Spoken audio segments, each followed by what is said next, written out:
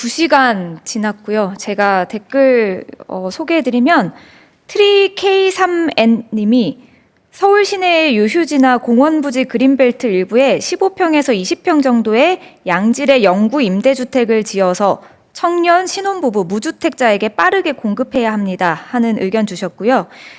DW 킴 3178님이 생애 최초 LTV 확대, 대출 한도 상향해주세요. 흑수저 고소득 신혼부부들은 지금 상황에서 너무 힘듭니다 라고 하셨습니다. 그리고 와치더선님이 보유세 입에 쓴 약이 많네요. 장기적으로 보유세 비율이 해외 선진국가처럼 실효적으로 증가할 것, 즉 현실화될 것이라는 정책이 계속해서 추진될 것이라는 확신이 있다면 시장 수요자도 이를 감안하여 다주택자, 투기자들도 고려할 것이라 생각됩니다. 라는 의견 주셨습니다. 네. 그리고 마지막이시죠.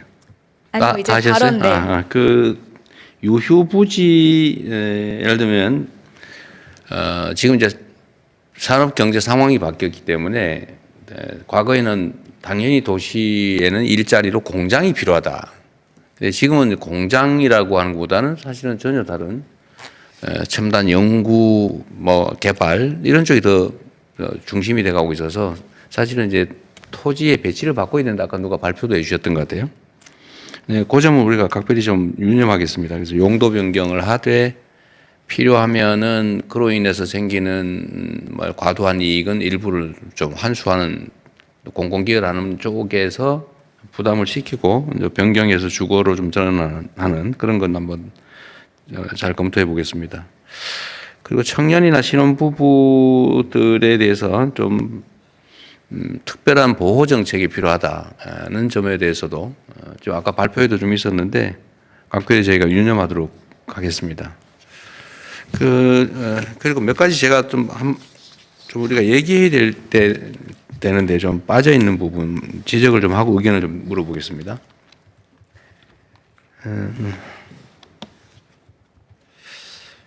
피아파트 공급 회복을 위해서 금융 세제 규제 완화가 필요하다는 말씀은 아까 누가 해주셨던 것 같고요.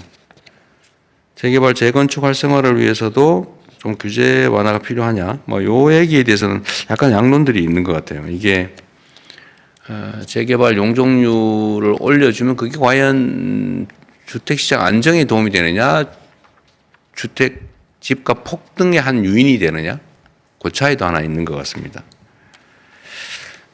그리고 저희가 이제 공공 영역에서 이제 택지를 개발하거나 취득을 해서 주택을 공급할 때 어떤 방식으로 공급할 거냐, 즉 임대로 할 거냐, 아니면 분양을 할 거냐, 또 만약 임대든 분양이든 할 때 누구를 주 대상으로 할 거냐, 또는 임대와 분양을 또 소위 역세권을 기준으로 한다면 이걸 어디다 배치할 거냐, 이런 부분에 대해서 좀 사고의 전환이 필요하다는 생각은 하고 있습니다. 예를 들면 공공임대니까 과거에 막 영구 임대처럼 8평, 12평 지어가지고 정말 어려운 사람들 만사하는 그런 걸 우리가 상상을 했는데 이제는 좀 방침을 좀 바꿔야 되겠다는 생각을 하고 있어요. 예를 들면 국민주택 규모 한 25평이든지 30평이든지 이런 정도 되는 고품질의 중산층도 거주할 수 있는 장기적으로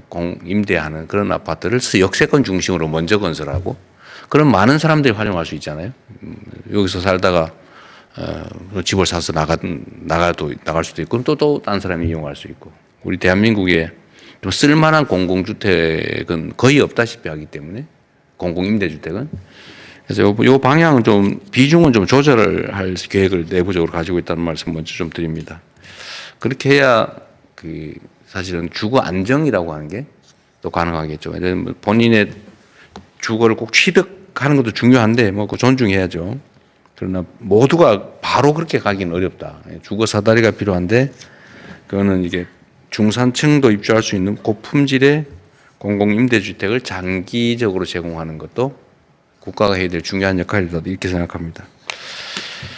네, 또 이제 얘기를 한번 들어보시죠.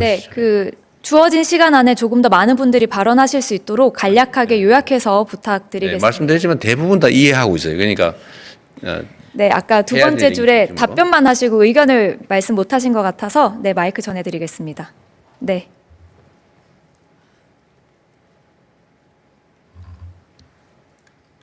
네, 발언 기회 주셔서 감사합니다. 저는 이제 재개발 재건축 전문 유튜브 채널 투미TV 운영하고 있는 김지경 소장입니다. 우선은 재개발 재건축에 대한 얘기를 좀 해드리고 싶습니다. 사실 부동산 대책 자체에서도 말하고 싶은 건 많지만 이제 시간이 한정돼 있으니까 딱 인식에 대한 사항과 그리고 어떤 식으로 개선해야 되는지 두 가지 점을 짚어드리고 싶은데요. 우선 팩트 체크 먼저 해보도록 하겠습니다. 대통령님께서 얘기하셨던 것 같이 일단 재개발 같은 경우는 가구 수가 줄어드는 것은 사실입니다. 왜냐하면 이제 다세대와 다르게 다가구 같은 경우는 이제 아파트가 하나밖에 안 나오다 보니까 가구 수가 줄어드는 거는 맞지만 사실 이것 때문에 재개발을 막는 사람들, 재개발이 나쁘다고 말하는 사람들이 있습니다. 그런데 이제 중요한 거는 주택 보급률 자체는 100%가 넘어갑니다. 그렇지만 중요한 거는 어떤 주택을 공급하느냐가 핵심이라고 볼 수 있는데요. 지금 비아파트, 이제 빌라, 오피스텔 공급이 필요하다라고 말하시는 분들이 있습니다. 하지만 막상 빌라 들고 있는 사람들 입장에서 거기에 대해서 공감하지 않을 겁니다. 당연한 얘기지만 빌라를 공급하면 빌라 집값이 빠집니다. 그러면 지금 현재 시점에서 집값이 비싼 거는 신축 아파트가 비싼데 그러면 사람들이 원하는 유효 공급을 늘려줘야 됩니다. 일단 그 부분이 제일 중요하다고 볼 수 있고 그리고 그렇게 되면 집값이 또 올라가는 거 아니냐라고 말할 수 있겠지만 제가 한 가지 사례만 얘기 드리도록 하자면 그 점은 동의해요. 네. 사례 안 해도 될 것 같습니다. 그러면 이제 재개발 재건축을 어떤 식으로 활성화할 수 있느냐에 대해서만 한 가지 얘기해 드리도록 하자면 사실 대통령님의 의지만 있으면 할 수 있습니다. 이게 뭐 용적률을 더 주고 이런 사항이 아닙니다.